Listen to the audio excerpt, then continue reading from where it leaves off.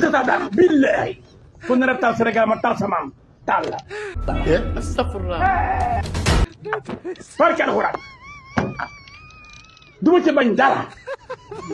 université Dakar dañ koy taal. yow looy wax ni.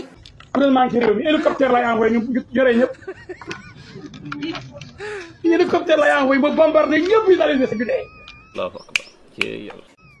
non heure dee bu jotee ku deewul doo gor bàyyi sama université bi formé samay xale ay ñoo xam ne kenn xawul fu ñu jógee ñu ngi taal le temple du savoir ay waay maanaam hélicoptère de combat mais ñooñu dañu déclaré la guerre au pays réew ñaa ngi fi fa xam-xam bi nekk ñu di ko taal ñuy bàyyi ñuy taal di taal di taal Allah Alaaji Diouf chef de l'État je donne l'ordre à l'armée d'aller bombarder parce que guerre la suñu guerre on déclare la guerre au Sénégal suñu xam-xam suñu mémoire jarul ree